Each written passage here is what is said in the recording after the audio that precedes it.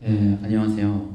저는 리튼 테크놀로지에서 이제 백엔드 개발하고 있는 강경수라고 합니다. 반갑습니다. 제가 타입스크립트로 배우는 펑션 콜링부터 에이전트까지라는 발표를 준비를 했는데요. 앞에 발표해주신 라이트닝 발표해주신 분이 PPT 너무 잘 만드셔갖고 좀 너무 못나 보이지만 아마 백엔드 중에는 그래도 나름 잘 만들지 않았나 생각을 합니다. 아까 그 네트워킹 때 타입스크립트 얘기 나와서 잠깐 제 자기소개 전에 타입스크립트 얘기를 좀 하고 싶은데, 저는 그 타입스크립트를 굉장히 좋아하고 평소에 이런 거 만들고 있어요. 제가 그냥 개인적으로 만든 오픈소스인데 그냥 DP 상관없이 내부가 전부 다 중첩된 객체나 제 투플 타입 같은 거 추론될 수 있게 만드는 스트릭한 오밋이나 픽 타입 같은 거 만들기도 하고, 또 아까 전에 에드테크에서 일하시는 분이 있다고 하셨는데 거기도 캠페인이나 애드그룹이나 애드같이 엄청 복잡한 타입들 있잖아요. 그런 거 추론되게 하려고 뭐 SQL을 이용해서 SQL을 그냥 타입으로 추론하는 것도 만들고 그래요. SQL문을 넣으면 그냥 객체로 나오게 하는 타입 이런 걸 만들고 그럽니다. 그래서 저는 이런 타입스크립트를 굉장히 좋아해서 그래서 타입스크립트로 AI 하는 거 발표를 준비해봤습니다. 네. 그래서 이제 잠깐 좀 자기소개를 하면은, 일단은 제가 사실 발표 끝나고 네트워킹인 줄 알아갖고 뭐라도 하나 여러분과 얻어 걸리면 좋겠는 마음에 다 써봤습니다. 제가 리액트를 할 줄 몰라갖고 저는 네이버에서 볼스캠프 오기를 싫어했고 컴퓨터 공학과랑 건축공학과를 동시 전공하고 지금 리텐에서 4년차 백엔드 개발하고 있습니다. 그리고 스타트업에서 C라운드부터 B라운드까지는 다 경험해봤고요. 그 다음에 커머스 마케팅 도메인 해봤고, 일단 여기서 말이 될지 모르겠지만 이제 백엔드 모임을 운영하고 있습니다. 관심 있으면 여기도 와주세요. 그래서 오늘 제가 발표하는 주제는 그 오픈 AI SDK를 사용해서, 그러니까 GPT SDK인데요. 이거 사용해서 간단한 채팅을 구현해 보려고 합니다. 채팅 구현해서 대화되는 거 확인하고 그 다음에 그냥 채팅만 되면 사실 아무런 의미가 없잖아요. 실제로 API 호출하는 걸 보여드리려고 해요. 뭔 말냐면 대화하다가 이메일 좀 보내봐면 보낼 수 있는 거, 캘린더로 내 이벤트 좀 등록해놔면 등록하는 거를 어떻게 만드는지, 그래서 그거를 하려면은 함수에 대해서 정의해야 되는데 그 함수가 툴이라고 하는 거고요. 툴 스키마 정의하는 법, 그것까지 했으면 이제 그것들을 이용해서 에이전트 만드는 거를 하려고 합니다. 그래서 마지막은 이걸 더 편하게 하는 리튼 오픈소스를 잠깐 소개하고 넘어가려고 해요. 이렇게 발표를 진행을 해봤고요. 시작하기 전에 제가 발표 전에 궁금해서 좀 장표를 준비했는데, AI 이제 SDK 사용해서 개발해봤다, 펑션 콜링을 들어봤다 하시는 분 있으실까요? 네, 짧게 손 들어주시는 분들이 있으신 것 같은데 감사합니다. 그래서 요즘에 뭐 A2A, MCP 그런 AI 용어들이 엄청 많이 나오고 있잖아요. 그쵸? 네. 감사합니다. 근데 저는 아직까지도 이게 좀 그들만의 리그가 아닌가라는 생각을 하고 있긴 해요. 그래서 제 생각에는 근데 사람들이 요즘 AI에 대해서 느끼는 감상이 딱 이런 느낌인 것 같아요. 직장인들이 느끼기에 나 영어 공부해야 되는데랑 개발자들이 느끼는 게 AI 개발 좀 해봐야 되는데라는 걸 느끼는 것 같아요. 제가 저번에 결혼식장 갔는데 개발자 결혼식 갔는데 하객들이 MCP 얘기하고 있더라고요. 형 MCP 해봤어? 이렇게 얘기하고 있는데 이게 대세이긴 하구나. 근데 해봤다는 사람은 없었어요. 근데 그래서 이거 발표도 되겠는데? 라는 생각이 들어서 일단 나오게 됐는데, 아무튼 제가 그래서 오늘 알려드리려고 하는 거는 오픈 AI SDK 사용 방법입니다. 제가 스크립트를 준비해놨는데 긴장돼서 눈에 하나도 안 보이네요. 그냥 끄고 하겠습니다. 그래서 제가 이제 간단한 코드를 가지고 와봤어요. 이런 SDK 호출하는 코드 본 적 있으신 분 있으실까요? 네, 한 3분 정도 손 들어주셨는데 이게 사실 GPT랑 채팅하는 코드가 전부예요. 메시지라고 하는 배열을 만들어 놓고 이 배열에다가 컨텐츠를 넣어주고 저 크리에이트라고 하는 메서드를 호출하면 끝납니다. 모델이랑 메시지라고 하는 프로퍼티만 받아요.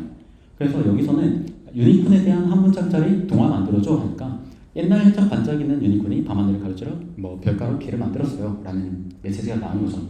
컨텐츠 안에 저 프로퍼티 안에 스트링이 만들어지니까 사실 크리에이트는 그냥 스트링을 제너레이트하는 함수일 뿐인 거죠.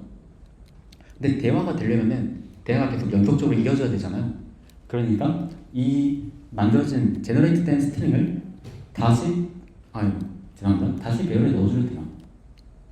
이렇게 배열에 넣어주면 이 1번 요소에 아까 나왔던 말을 그대로 넣어주고 다시 한번 크리에이트를 호출해주면 대화가 이어져요. 아기 유니콘에 대한 얘기로 바꿔줘 하니까 바꿔주는 거죠. 사실 그 유니콘은 아기 유니콘이었어요 라고 GPT가 능청스럽게 이제 거짓말을 합니다.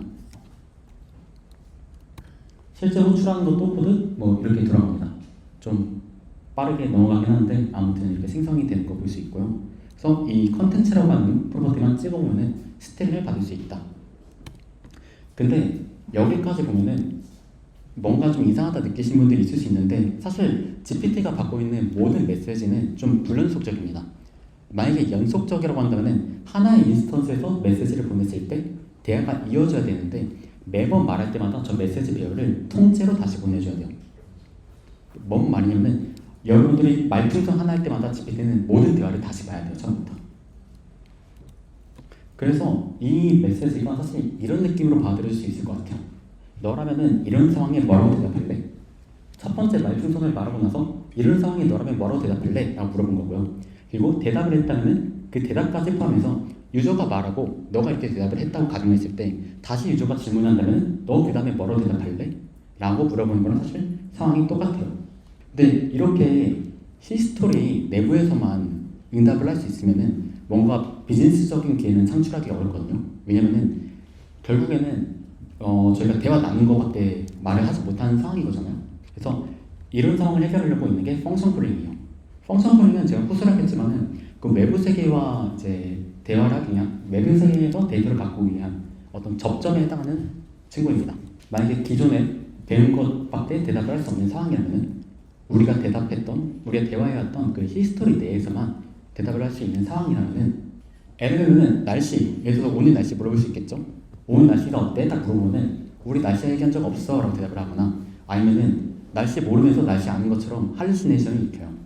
막 제가 서울 사람인지 런던 사람인지 모르는데 그냥 오늘 날씨 엄청 좋아 이렇게 거짓말을 해버리는 거죠. 그래서 이런 걸 방지하려고 이제 펑션 콜링을 하는데 펑션 콜링이 뭐냐면은 함수 호출이잖아요.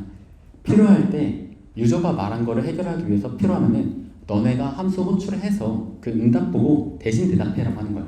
기상청에 물어보고 오면 해결되는 거니까 어떻게 하면 LMM이 기상청에 물어보게 할 수 있을까라고 하는 그 함수 호출하는 방법을 펑션 콜링이라고요. 이제 구글 에이전트 백서에서도 그 펑션 콜링에 대해서 얘기를 하고 있어요. 이게 일반적인 모델과 에이전트를 나누는 정의인데요. 백서에서는 도구, 여기서 말하는 도구가 툴이고 툴이 이제 펑션이에요. 펑션을 통해서 외부 시스템과 연결로 확장된다를 기준으로 하고 있어요. 물론 여기에는 이제 메모리라든가 뭐 벡터 임베딩된 어떤 데이터도 있을 거고 또 여러 가지 요소들이 있겠지만은 일단 백서상에서는 도구를 기준으로 에이전트를 나눠서 말하고 있어요. 그래서 정확한 정의는 이렇습니다. 펑션 콜링은 오픈 AI 모델이 사용자의 코드나 외부 서비스와 연결될 수 있도록 하는 강력하고 유용한 방법이다. 이 가이드는 모델이 사용자 정의 코드를 통해 데이터를 가져오거나 어떤 동작을 수행할 수 있도록 연결하는 방법이다. 이것만 되면은 여러분들이 이제 프론트 엔드 개발자분들이 백엔드 서버 연동하는 것처럼 LLM이 연동돼 있어서 필요할 때마다 함수 호출하는 거죠. 근데 말은 진짜 간단한데 이게 진짜 어렵잖아요. 갑자기 대화하다 말고 GPT가 API로 나 잠깐 API 좀 호출하고 올게 라고 하는 게 말이 안 되잖아요. 그래서 이걸 어떻게 하면 할 수 있을까? 그래서 그걸 위해서 제가 이제 툴 스키마에 대한 걸 얘기를 할 거예요. 쉽게 생각하면 일단 이렇게 생각이 들 것 같아요. 진짜 재밌는 생각인데 아까 말씀드린 것처럼 그 create라고 하는 함수가 스트링을 제너레이트 할 뿐인 거잖아요. 근데 만약에 제이슨 스트링을 만들려고 하면 어떨까? 우리 API 보면은 쿼리 파라미터, 바디, 파람 전부 다 어쨌든 제이슨이잖아요. 그 제이슨을 만들어서 그냥 무조건 바디 타입만 쓰라고 강제를 하고 그때그때 API에서 너 제이슨으로 말해야 한다면 그 제이슨으로 이제 생성하게 하는 거예요. 그리고 제이슨을 통해서 우리가 대신 함수를 호출해보는 거죠. 이렇게 해보았습니다. 유저 메시지로 함수에 대한 정의를 썼어요. 제가 여기는 생략이라고 썼는데 사실 엄청나게 많은 텍스트가 들어갑니다. 너가 쓸 수 있는 함수는 뭐고 이 함수의 파라미터는 싱글 객체로 되어 있는데 싱글 오브젝트인데 거기에 뭐 쿼리 파라미터로 시티라고 하는 프로퍼티 있고 스트링이야. 보통은 뭐 한국, 코리아, 서울 이런 걸 넣더라 이런 것들을 말을 해줄 거고 그 다음에 유저가 이렇게 강제를 하는 거죠. 너 말할 때 무조건 제이슨으로만 말해야 돼? 그러면은 이렇게 동작하는 거 확인할 수 있어요. 제가 왼쪽에 아까 그거 좀 텍스트가 다르긴 한데 한국의 미경도를 제이슨으로 뽑으라고 해서 제이슨으로 팔스가 성공하는 걸 지금 찍어온 거예요. 제대로 팔스에서 넘버 타입까지 나왔죠? 여기까지는 어렵지 않죠? 네. 감사합니다.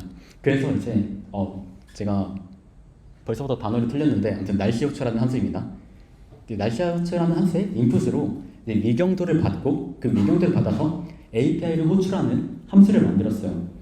그리고 아까 말씀드린 대로 제이슨 팔스하고 저거를 넘기면은 25도 이렇게 응답이 나오지 않을까요? 그리고 아까 대화가 전부 다 불연속적이라고 했는데 그 히스토리에 넣어서 LM에게 마치 자기가 호출한 것처럼 이전에 너가 이렇게 말했었다 라고 넣어놓으면은 얘가 그 날씨에 대해서 설명할 수 있게 되지 않을까요? 그래서 다시 이렇게 써봤습니다. 온도를 꺼낸 다음에 템퍼러처를 어시스턴트 타입으로 넣어준 거예요. 그거는 이거에 대해서 너가 이런 상황에 뭐라고 대답할래? 라고 물어보는 함수를 호출해보니까 기상청에서 25도라고 했어요 라고 대충 그런 거짓말하기 시작할 거예요. 근데 물론 얘한테는 거짓말이겠지만은 유저 입장에서는 그게 사실 의미가 없긴 해요. 제대로 말한 거죠.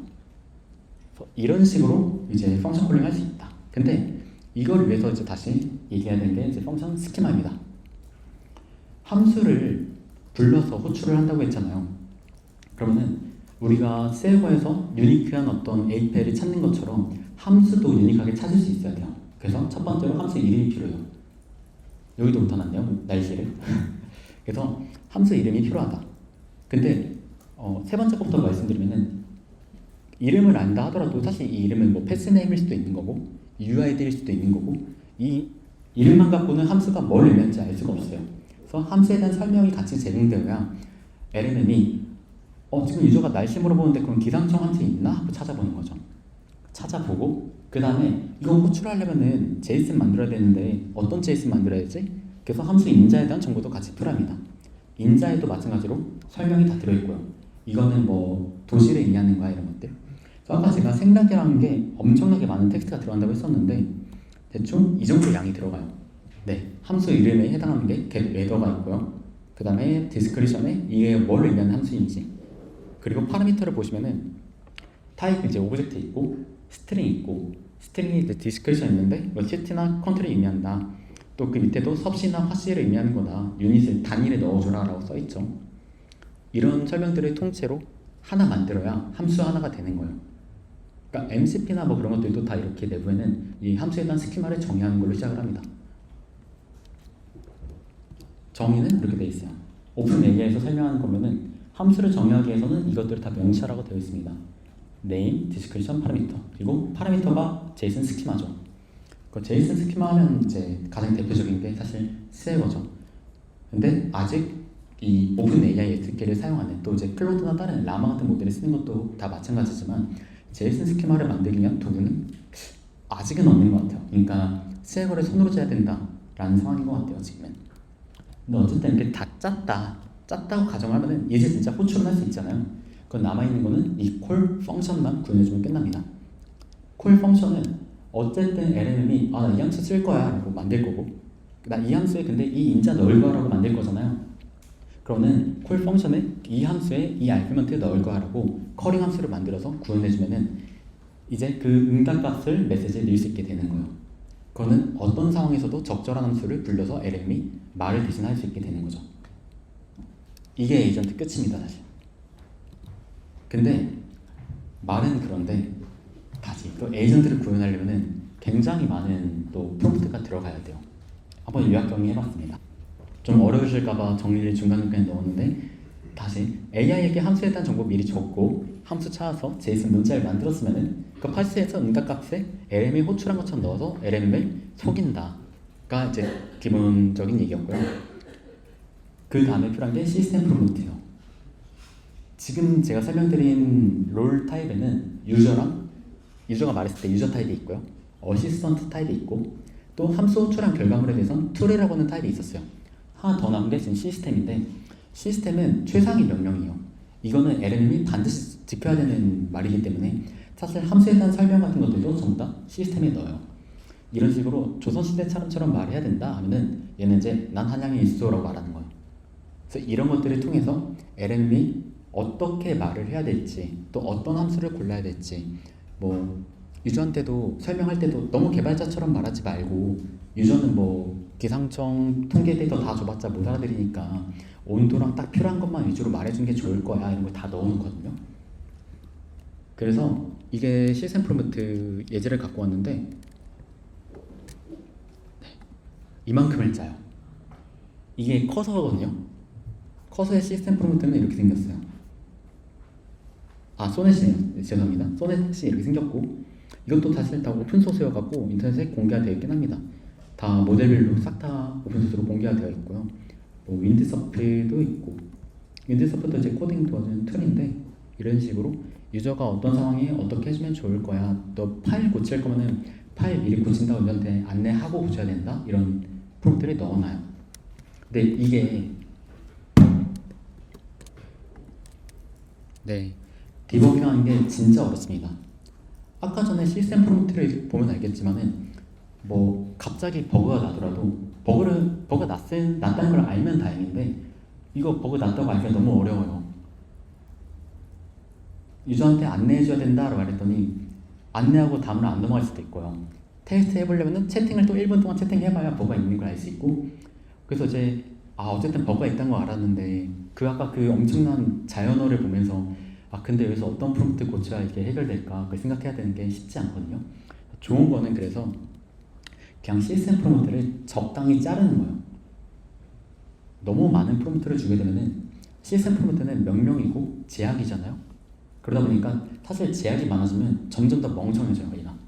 그러니까 사람으로 치면은 우리가 생각하기에 얘 뭐든지 잘하는 에이전트 만들고 싶어 이게 끝인데 뭐든지 잘하는 6글자에는 개발도 잘해야 되고 디자인도 잘해야 되고 근데 그 개발이 잘하는 게 뭐지 하면 또 타입스크립트 타입은 이렇게 짜야 돼 근데 너가 만약에 만난 사람이 뭐 스프링 개발자면은 어노테이션 같은 거 중요해야 되고 이렇게 다 써야 되잖아요. 그러니까 제약이 많아지면 많아질수록 우리가 멍청해지기 때문에 너무 많이 넣지도 말고 근데 너무 적게 넣지도 말고 그 최적 지점을 찾아야 돼요. 그래서 그 찾았을 때 우리는 에이전트를 잘게 자를 겁니다. 유저가 하나의 에이전트랑 말을 하고 있는 상황이지만은 실제로 내부적으로는 여러 에이전트끼리 야 사람 말 걸었어 이거 어떻게 해야 되냐고 서로 얘기하게 만들어야 돼요.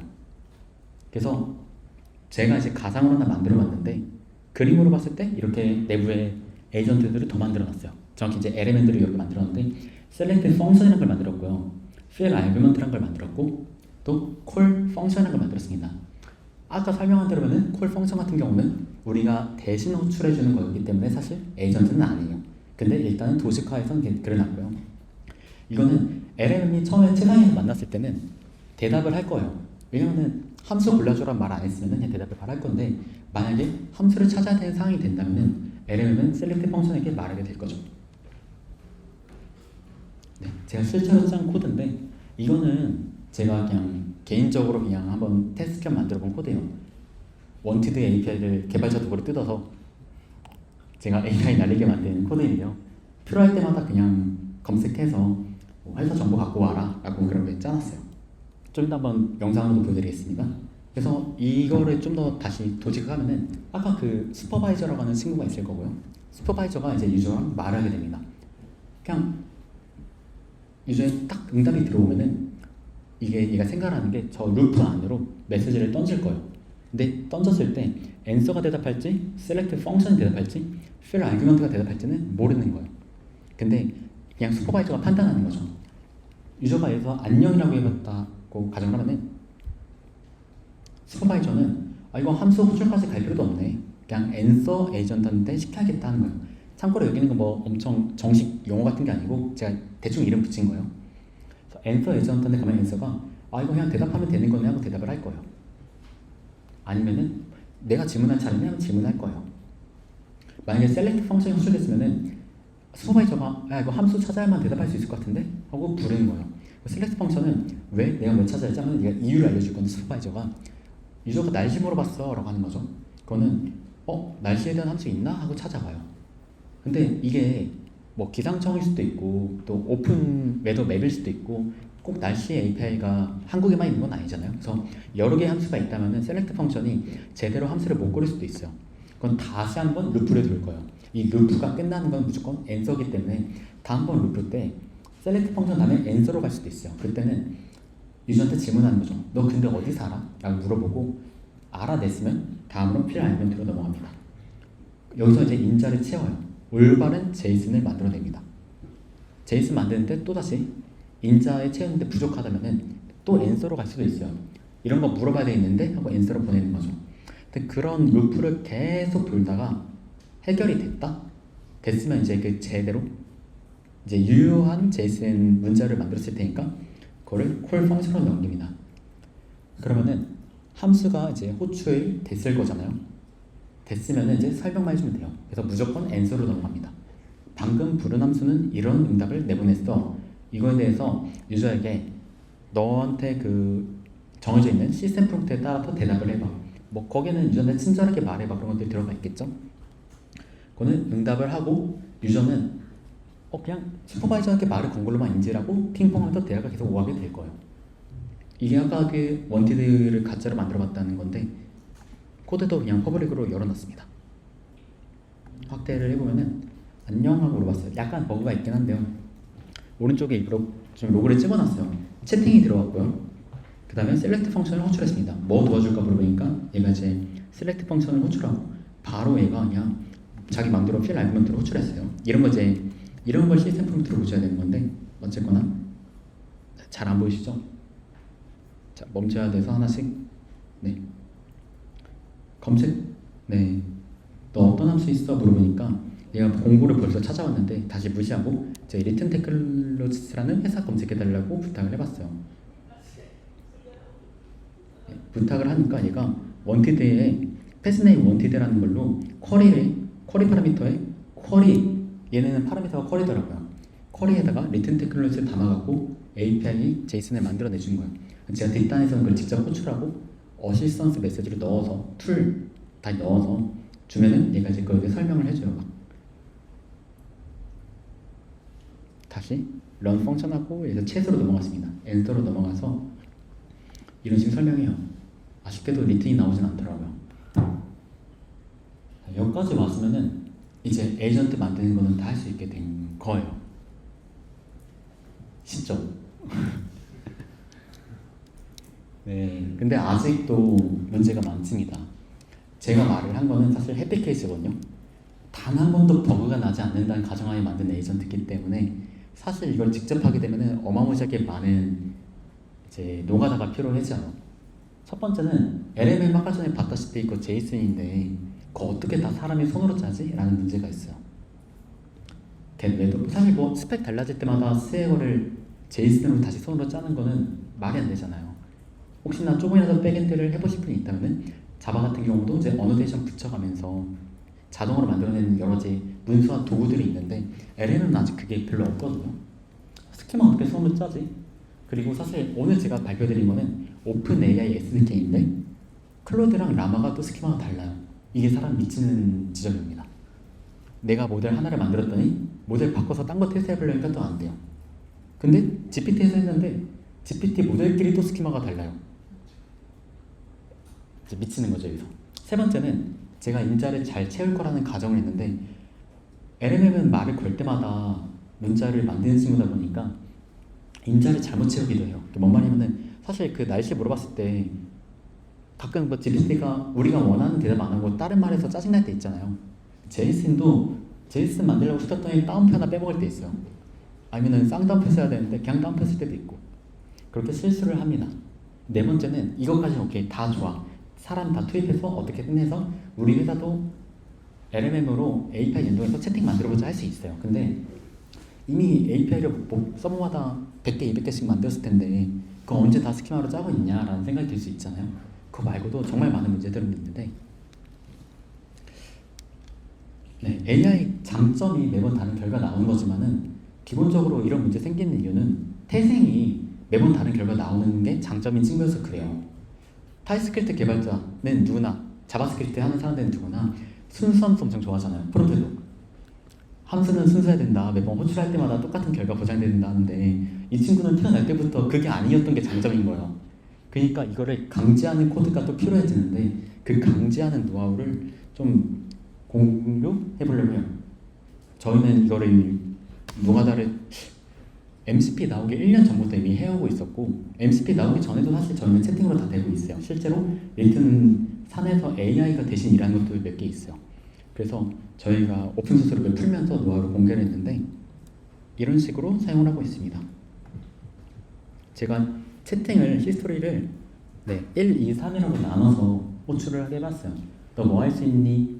현재 파일 경로 말해봐. 그리고 그 폴더에 기획사나 써줘 라고 시켰어요. 그래서 얘한테 이렇게 날리면은 이제 API가 위에서부터 차례대로 호출될 거예요. 하나. 그래서 저는 파일 읽고 쓰는 거 할 수 있어요 라고 대답을 한 거예요. 두 번째 거 이제 API 호출되니까 지금 디렉토리 경로는 여기에요. 파일 시스템의 src 폴더라고 대답을 했어요. 기획사 써봐라고 이제 세 번째 API 호출되겠죠? await 걸었으니까. 이게 호출되고 나면 이제 파일이 생성이 됩니다. 파일 생성돼서 여러분은 대충 이런 식으로 파일을 만든 걸 볼 수 있어요.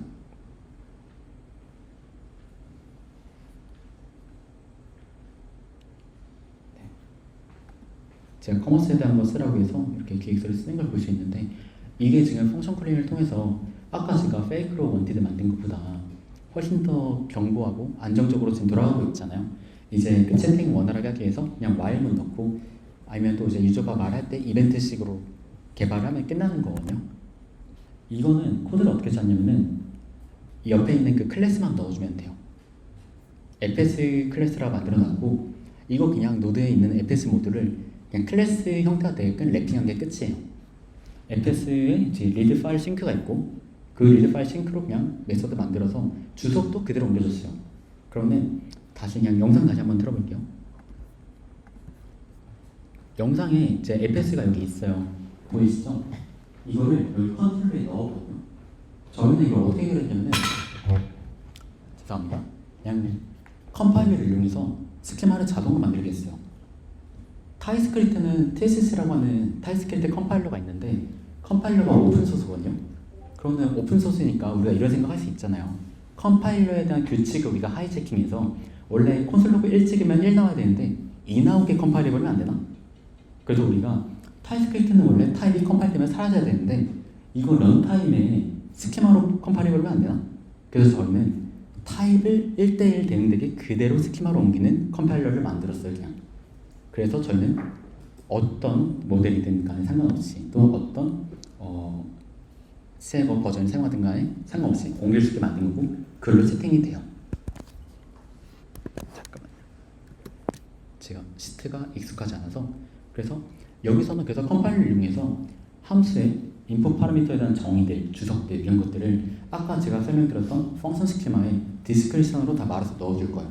왜냐면은 JS 쪽도 타입스크립트 AST 추상 코멘터리에 들어가 있는 것들이거든요. 그걸 말아서 그냥 스키마에 넣어줬습니다. 그리고 함수에 대한 정의나 그런 것들도 인풋 타입이나 리턴 타입을 전부 다 알고 있기 때문에 그것도 스키마에 말아서 넣어줬고요. 대신에 함수에 대한 이름이나 그런 것들은 첫 번째 줄을 들어가게 했어요. 그냥. 또는 아니면 서머리나 그런 것들을 명시했을 때 유저가 JS 도구를 명시한 것들이 들어가게 만들어놨습니다. 저희가 만든 에이젠티카라고 하는 오픈소스는 이런 컨셉이어서 타입스크립트 클래스를 짤 수 있으면은 그러면 AI 개발할 수 있다라는 컨셉이에요. 또는 스웨거가 이미 있잖아요. 스웨거도 무조건 똑같은 표준 스펙이 있을 거잖아요. 그럼 다르게 말하면 스웨거도 빌드해갖고 스웨거를 역변환하면은 LM의 펑션 콜링을 할 수 있지 않을까요? 그래서 저희는 그 변환기도 만들었어요. 지금 MCP도 똑같아요. MCP도 어떤 프로토콜이라고 하잖아요. 그럼 MCP도 역변환해서 또 펑션 스키마로 바꿔보면 되지 않을까요? 물론 얘도 이미 스키마겠지만 그렇게 해서 이것도 호환되게 만들어놨어요. 2월달에 공개했고 스타 좀 눌러주세요. 제가 오픈소스만 개발하는 팀이어서 오픈소스 말고는 회사에서 성과를 어필할 게 없습니다. 이거 말하려고 여기 왔어요. 관심 있으면 사이드 프로젝트 할 때 제가 오늘 SDK 얘기하긴 했지만 그걸로 사이드 프로젝트를 한다고 하면 진짜 너무 힘들 거라 한 번쯤 사용해보고 문제 있으면 이슈나 PR 같은 거 날려주시면 감사하겠습니다. 네, 그래서 저희 거 사용했을 때 그러니까 어떤 문제가 있었고 해결하는지 설명드릴 건데 다르게 말하면은 저희 거 사용하지 않았을 때, 즉 일반적으로 그냥 오픈 AI 표준만 사용했을 때 어떤 어려움들이 있는지 말씀드릴 거예요. 여기 백엔드를 해보신 분도 있다고 했는데 이게 보통 자바에서 시세검에서 뜨는 법이거든요. 그 코드보다 주석이 더 많아요. 주석이라기보다 그 문서를 위한 어노테이션과 이 점점점들이 엄청 많은데 뭐 A 안에 B 안에 C라는 객체 안에 D라고 하는 프로퍼티가 있을 수 있잖아요. 그걸 하나하나 추적해서 샘플 아이디는 샘플 아이디야 라고 써줘야 돼요. 근데 이거 API 스펙 달라지면 다시 써야 되잖아요. 그래서 문서와 자바 스프링에서는 코드와 문서가 굉장히 강하게 결합되어 있고, 그래서 문서화도 사실 좀 무서워요. 왜냐면은 잘못했다가 서버 꺼지면 큰일 나잖아요. 제가 백엔드로서 좀 변명을 좀 해봤어요. 그리고 파이썬은 좀 나아요. 파이썬은 타입 정보를 통해서 이제 자동화할 수 있다고 말을 해요. 근데 이것도 너무 좋은 장점인데 좀 어폐가 있는 게 파이썬은 타입이 원래 없는 언어거든요. 그래서 이거 하려면 타입을 다시 짜야 돼요. 처음부터. 원래 없었으니까. 그래서 자동화라고 했지만 제가 만나본 파이썬 개발자 중에 타입을 짜는 사람은 없더라고요. 그래서 아직까지는 좀 그냥 반자동화다. 이미 한 사람들에 한해서 가능하다 정도인 것 같아요. 물론 파이썬은 새로 만드는 신생 서버에 많이 쓰기 때문에 적용하는 분도 많을 거 생각해요. 그리고 혹시 여기 PHP를 하시는 분 있을까요? 제가 PHP를 디스하려고 했는데 PHP는 이렇게 짜요. 이게 PHP 독이라고 하는 방식인데 장점으로 이제 주석과 이제 코드의 결도가 낮다고 하는데 낮을 수밖에 없긴 하죠. 주석이니까. 그래서 이거는 틀리면 어떡하지? 제가 PHP를 안 해봐서 잘 모르지만 이거 오타난 거 어떻게 찾지라는 느낌의 좀 방식이더라고요. 근데 아까 저희가 사용한 방식은 이 타이피아라는 걸 내부적으로 사용하고 있는데요. 리튼 테크 리더인 삼촌이라는 분이 만들어갖고 저희는 그냥 믿고 사용하고 있습니다. 테스트 코드도 이미 수백만 줄 있는 상태여서 믿고 사용하고 있는데 타입스크립트 쓰시는 분들한테는 굉장히 좀 어색할 거예요. 왜냐면 타입인데 이거 함수 보면 타입이야 is 아니 네이버 객체는 이게 끝이거든요. 이거 원래 런타임에 사라지고 아무런 의미도 없는 함수가 되는데 이게 무슨 뜻이냐면은 이 객체가 i 멤버인지 검사하는 함수라는 뜻이에요. 그래서 true false로 리턴 값이 나와요. 오른쪽에 보면은 빌드된 결과물인데 i 멤버의 id, 이메일, age, 그 다음에 뭐 parent, child, children이 있으니까 그거를 전부 다 런타임에 이런 if 문 덩어리로 바꿔줘요. 우리는 이런 걸 사용해서 아까 만들었던 매더 API 같은 것들 있잖아요. 그거를 스키마로 그냥 빌드하게 만들어 놓은 거예요 지금. 그래서 타입스크립트 클래스만 하면은 바로 사용할 수 있다 라는 게 에이전트가 장점이어서 굳이 뭐 수기로 스키마를 짤 필요 없다. 그리고 모델마다 스키마가 다른 문제점도 똑같은 방식으로 해결하고 있어요. 그냥 두 번째 제네릭 변수로 모델 이름 넣게 했어요. 모델 이름 되면은 그 모델 이름마다 스키마 빌드가 되게끔 그냥 다 만들어 놨습니다.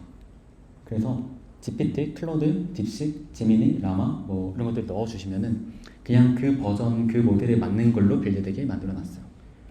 그래서 여기에도 웨더 API라고 하는 클래스를 넣어서 스키마를 빌드를 한 거고요. 실제 호출은 어쨌든 인스턴스가 대신 호출해야 되잖아요.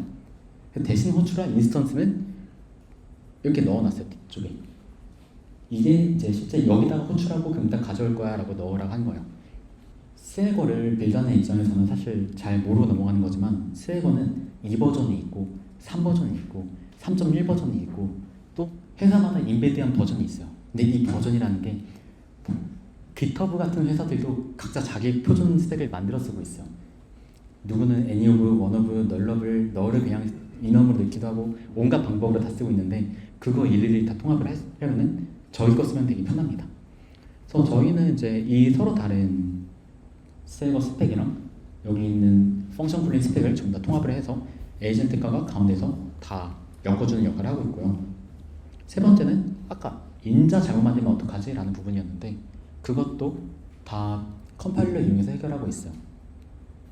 저희는 AI 회사지만 컴파일러를 굉장히 많이 쓰고 있는데 API를 호출할 때 인터페이스에 맞는 인자값을 만들었다면은 그 함수를 호출하기도 전에 그냥 컴파일 에러 나면 잡으면 되는 거잖아요. 근데 사실 컴파일러가 주는 에러는 굉장히 친절해요. 뭐 뎁스가 5단계, 6단계 들어가는 어떤 프로퍼티가 스트링인데 넘버가 왔다? 그럼 그거 잡아서 알려주거든요. A.B.C.D.E는 넘버인데 스트링 왔어라고 이 정도까지 알려줘요. 투플 타입도 알려주고 투플이면은 뭐 배열의 몇 번째 인덱스가 에러 난지도 알려주고 다 알려줘요. 그러니까 그 컴파일러를 에러 메시지를 구워서 그냥 제공을 해주는 거죠. MCP 같은 경우에도 조드나 그런 다른 런타임 유선 검사기를 사용하는데 거기에 있는 에러는 사람이 직접 따야 되다 보니까 그 정도의 친절함이 없거든요, 사실. 근데 그런데 이게 굉장히 중요한 게 이건 유일하게 리튼만 하고 있는 방법이기도 한데요. 보통 이렇게 친절한 에러 메시지를 전달해주면은 거의 두 번째는 API 콜이 성공합니다. 그래서 베이드에서 피드백을 주면은 안정도가 거의 90% 이상 넘어가요. 이거는 저희가 모든 벤치마크를 다 따라서 사실 이미 증명이 된 부분이라 생각을 해요. 마지막, 이미 만들어진 서버가 있으면 어떡하지? 아까 말씀드린 거랑 똑같습니다. 저희는 그냥 스웨거를 낼 수 있게 만들었어요. 네, 도큐먼트라고 하는 프로퍼티에 스웨거를 넣어주면은 펑션 스키마가 되게끔 제이슨을 전부 다 재조립해줘요. 그래서 추가로 넣어야 되는 건 서버에 주소가 되는 호스트, 그 다음에 헤더에다가 토큰만 넣어주면 돼요. 왜냐면 스웨거 호출한 건 똑같다 생각하시면 될 것 같아요. 스웨거에서 API 호출한 것처럼 커넥션 정보만 넣어주면 대신 호출해서 그 응답값 채워준다. 실제로 이렇게 사용을 하고 있어요. 밤늦게 스레드에 뭐 메시지 100개, 200개 쌓이면은 그냥 와서 요약해달라고 합니다. 그럼 이 친구가 요약을 해줘요. 옆에도 마찬가지인데 저희가 그 24시간 일을 받기가 쉽지 않은 스타트업이잖아요. 밤에는 아무도 없는, 물론 저희는 야근 굉장히 많이 하긴 하지만 그래도 이제 새벽에는 사람이 없으니까 그때 어떻게 하면은 그냥 AI 돌리고 가요. AI가 그러면 결제 내역 확인하고 전화번호 알려주면은 전화번호로 그 사람 이제 주문 내역도 보고 환불 가능한지 여부 파악하고 환불도 다 해줘요. 또 저희는 농담 삼아서 그래서 이걸로 인턴 하나 잘랐다고 말하긴 해요. 다른 그냥 라이브러리도 좀 소개드리고 마무리하려고 합니다. 저희는 스키마 기반, 전부 다 컴파일러를 사용하기 때문에 스웨거 넣으면은 모든 API의 응답 타입에 해당하는 컴포넌트를 자동으로 만든 거 하나 만들어봤어요. 저희는 그거 오토뷰라고 하고 또 오토B라는 것도 하나 만들어봤습니다. 이것도 채팅으로 백엔드 서버를 자동화하자라는 라이브러리예요. 지금 제가 개발 중에 있고요. 이것도 기획서 만들고 DB 설계하고 인터페이스 짜고 테스트 코드 짜고 서버 만드는 그런 흐름으로 동작을 합니다. 네, 제 발표는 여기까지였고 마지막 결론입니다. 제가 오늘 그 프론트엔드 모임까지 와서 백엔드 개발자 굳이 AI 개발 얘기를 드리는 거는 제 생각에는 이제 AI 개발이 이제 ML 개발자만의 일은 아니라 생각을 해요. 여전히 모델 개발하는 사람들은 있긴 하겠지만은 서비스라고 하는 것이 이제 기본적으로 응용 어플리케이션 만드는 사람들의 일이라 생각을 하거든요. 그래서 우리가 뭐 DB에 대해서 전문적인 지식이 없더라도 물론 DBA가 존재하지만 백엔드 개발자가 얼추 DB 다루는 것처럼 적절한 레벨의 어떤 오픈소스와 라이브러리들이 나오면은 리튼이 만든 게 하나도 채택 안 된다 하더라도 누군가는 만들 거고 그래서 결국에는 프론트엔드 개발자와 백엔드 개발자가 AI 개발하는 시기가 올 거라 생각하거든요. 저는 그게 올해나 내년에 오지 않을까 생각을 해요. 제가 리튼에 합류했을 때 아직 MCP가 뜨지 않았던 때 저는 MCP 대신에 그 외부 연동 API를 400개를 만들었었거든요. 이런 시도를 하는 회사들이 계속 나오고 이런 말만 해도 10조, 막 20조 그런 해외 기업들이 금방 나오는 것처럼 앞으로 물론 위기도 많겠지만 AI 좀 하시면은 굉장히 기회가 많다 말씀드리고 싶어요. 오늘 제가 SDK 얘기를 드렸는데 이거 다루는 사람들이 많지 않아서 해봤으면은 지금 제가 말씀드린 거를 집 가서 조금이라도 해보시면은 진짜 커리어 중에 엄청 이점이 많을 거라 생각을 해요. 제 발표 들어주셔서 감사하고 장경수였습니다. 안녕하세요. 넥스트 팟빵에 있어가지고 좀 알고 있으신데요. 네, 반갑습니다. 두 가지가 있어요. 네. 네. 하나가 먼저 모델 콘텍스트가 토큰 제한이 있는 걸로 이제 알고 있잖아요. 그럼 아까 말한 것처럼 저희가 에이전트를 만들 때 콘텍스트에 제한이 걸려 있어 하고 들어요. 근데 그걸 좀 어떻게 해결하고 있는지 궁금하고 혹시 할 수 있으실까요? 일단은 모델 아시다시피 그 모델 토큰이 터지면은 LM은 그냥 죽습니다. 그래서 저희가 오픈 소스 레벨에서 그걸 처리해주지는 않고 있는데 일단 제가 아는 방법을 말씀드리면은 당연히 히스토리 요약하는 게 있을 거고요. 그래서 한 10턴 뭐 5턴 그렇게 주기를 나눠서 여기까지 내용을 미리 요약해놔. 마치 사람도 장기 기억, 단기 기억 있는 것처럼 많이 까먹잖아요. 계속 요약해서 히스토리 줄여주는 방법이 있을 거고요. 두 번째는 결국 이런 오픈소스에서 펑션 콜링이 메인이 된다면은 스키마가 가장 많은 토큰을 먹거든요. 그래서 스키마에 대한 거는 저희는 또 오픈소스에 오픈소스를 만들었는데 그거를 이제 벡터로 인베딩 한다든가 해서 따로 처리해주는 도구들을 많이 만들고 있습니다. 그래서 뭐 PG 벡터를 쓰기도 하고요. 아니면은 오픈 AI에 벡터 스토어가 이미 있으니까 그걸로 그냥 스키마를 인베딩해서 쓰기도 하고 그럽니다. 답변이 되셨을까요? 또 하나만 드리면 이제 아까 말씀 TSC 파일 자체 접근해서 네. 파일 단계에서 코드를 씹는다고 얘기했어요. 제가 IP하고 그렇게 들어갈 거 알고 있고요. 네. 근데 노드 29점부터 이제 TSC나 TS도를 사용하지 않고 노드 자체로 컴파일할 수 있게 만든 걸로 알고 있는데 그거에 대한 좀 대응도 있으신가요? 저도 이게 좀 많이 궁금했어요. 타입스크립트 7버전이 이제 타입스크립트가 아니라 고로 만들어진다고 해갖고 삼촌 개발자 닉네임이 삼촌입니다. 삼촌 큰일 났어요. 우리 이제 큰일 난 거 아니니? 딱 말하니까 나 고랭도 할 줄 알아 라고 하더라고요. 본인이 다 알아서 만들 거니까 신경 쓰지 말라고 하십니다. 저두 가지인데 하나는 그냥 단순 궁금증이고 두 번째는 해결 방법을 여쭤보고 싶은데 하나는 아까 시스템 프롬프트를 계속 이제 주입해서 넣어주잖아요. 네네. 근데 그 양이 되게 많고 그러면 이제 그만큼 토큰을 써서 이제 계속 호출을 할 것 같은데 그러면 그 비용을 다른 캐싱을 한다던가 그 시스템 프롬프트를 그럼 어떻게 그 작동하는지 좀 궁금했어요. 저희는 이제 이게 뭔가 변명처럼 드리겠지만 오픈소스이다 보니까 리튼 서비스가 처리하는 것과 저희가 처리하는 게 좀 많이 달라요. 서비스는 말씀하신 대로 캐싱을 굉장히 많이 하는 편이고요. 저희는 좀 그걸 사용자에게 전가한 면이 있긴 해요. 딱 그 정도 말씀드릴 수 있을 것 같은데 혹시 더 구체적으로 질문해 주시면은 예스. 그러면 약간 말씀하신 거는 이제 그 직접 이거 SK 스낵 개발자가 이제 그 매번 킥값에 대한 걸 캐싱해서 이제 그 알아서 쓰도록 네. 하는 게 하나 더 말씀드리면은 그 모든 스키마 정보를 굽는다고 말씀드렸었는데 그 셀렉트 펑션이 그거를 이 LLM이 딱 알아야 되는 펑션만 취합해서 보내면 되기 때문에 사실 전체 스키마가 다 들어가진 않고 매 선택당 스키마는 한 3-4개 정도만 넣어서 좀 최적화를 하고 있습니다. 그리고 하나 궁금했던 게 아까 그 말씀하신 내용 중에서 그 프롬프트가 너무 커지게 되면 얘가 잘못된 대답을 할 확률이 높으니까 프롬프트 나눈다 했잖아요. 네네. 이거 제가 알기로 프롬프트 나누면 또 이제 컨텍스트가 유실돼가지고 이제 올바른 대답을 잘 안 해주더라고요. 그래서 요거도 좀 뭔가 해결하기 위한 뭐 내부 좀 약간 히든 뭐 그런 게 있나요? 저희는 사실 프롬프트보다 그러니까 저가 있는 팀은 랩스라고 하는 팀인데 랩스 같은 경우는 프롬프팅을 이용한 방법보다도 좀 구조적인 방법을 많이 사용을 해요. 그래서 이게 뭔 말이냐면은 함수를 골랐을 때 내가 어떤 함수를 골랐는지를 기억하고 있어야 되고 그 컨텍스트를 유지해야만 다음번에 잘 부르고 그 다음 함수 골랐을 때도 A 골랐으니까 이번에 B 부를 차례네. 아까 B 했으니까 그 다음에 C 해야 되네. 그런 것들을 할 거잖아요. 예를 들어서 뭐 날씨 조회한다 치면은 일단 지리 정보부터 조회를 해야 될 거고 저희는 그런 걸 해결하는 방법이 좀 구조적인데 내부의 스택이나 그런 자료 구조들을 좀 쓰고 있어요. 그래서 내가 선택해야 되는 함수들을 다 정리한 다음에 호출 순서에 맞게 스택에 쌓아놓고 차례대로 팝해서 불러주는 거예요. 그러면 LLM이 그걸 굳이 기억할 필요 없기 때문에 어쨌든 나 이거 호출하라는 거지 하고 호출해주는 거죠. 그럼 자체 구현해서 그걸 해결해가지고 이 컨텍스트를 계속 넣어준다라는 거. 맞습니다. 감사합니다. 혹시 그 코드 베이스를 기반으로 개발 문서를 생성하는 활용을 해보신 적이 있는지 궁금하고 만약에 해보셨다면 개발 문서를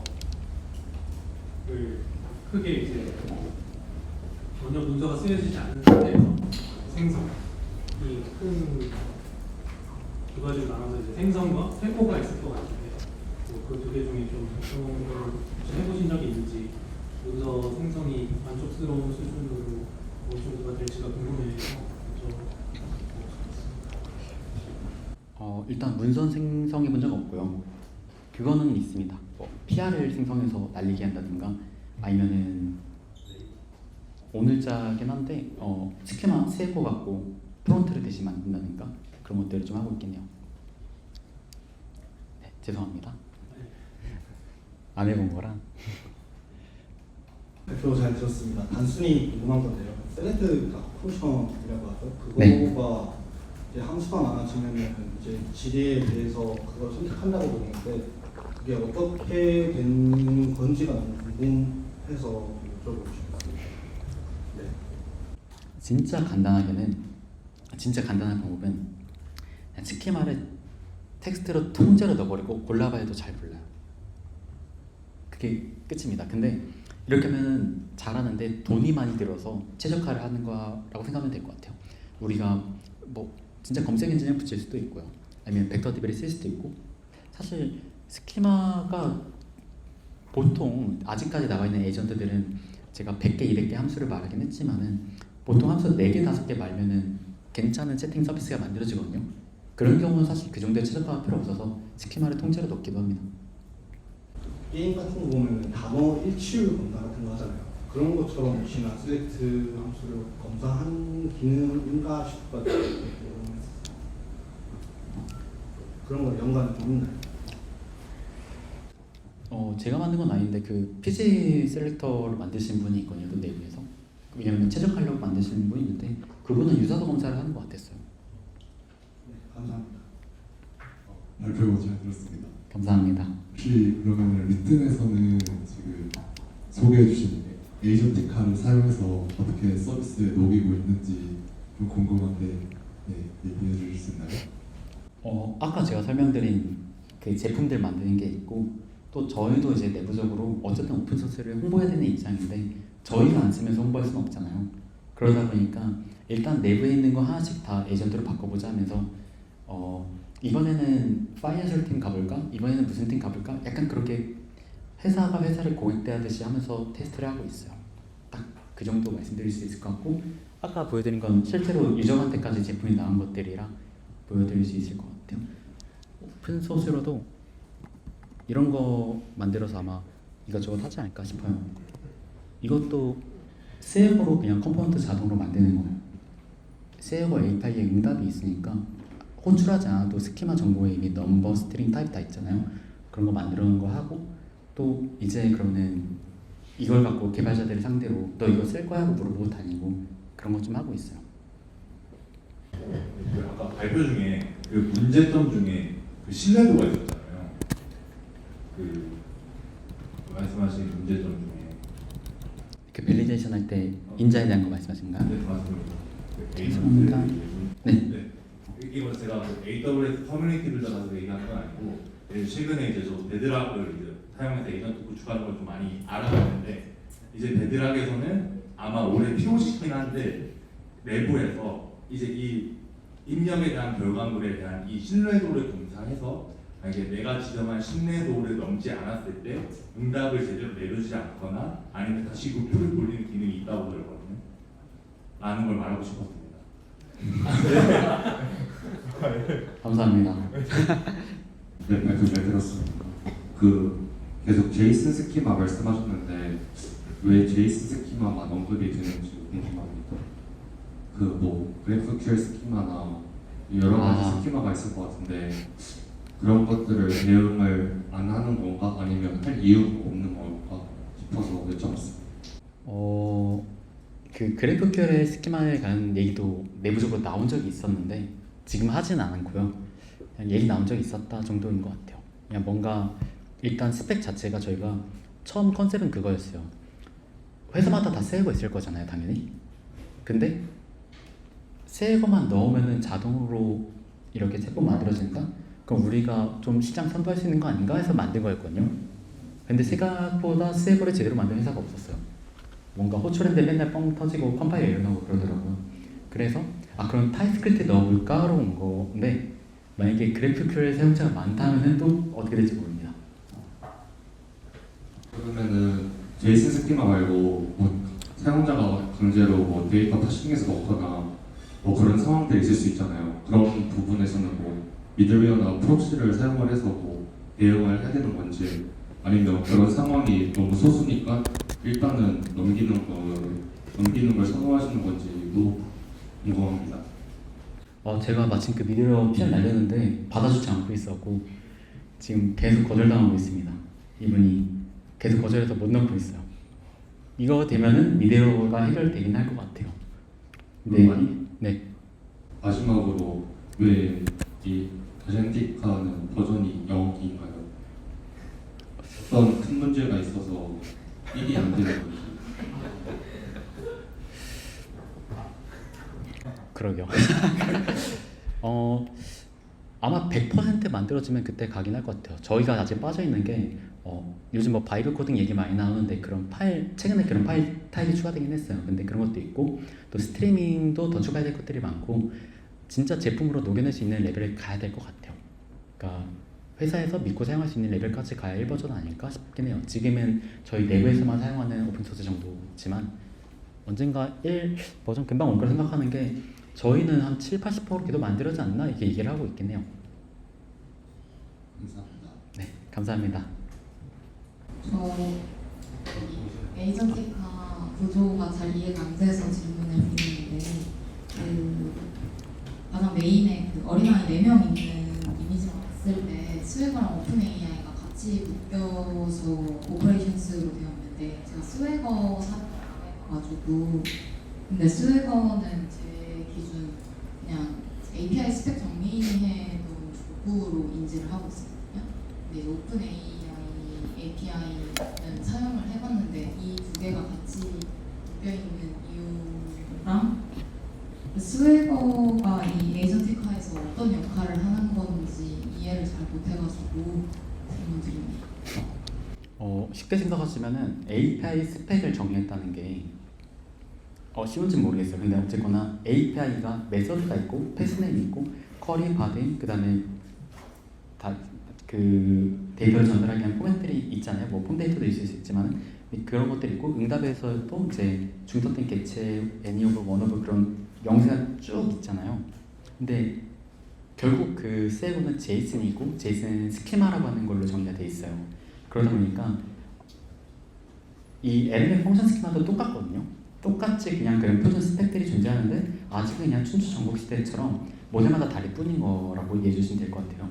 그래서 에이전티카가 하는 거는 스웨거가 LLM 펑션 스키마가 될 수 있게 약간 통역, 번역 같은 걸 하고 있다라고 이해하면 될 것 같거든요.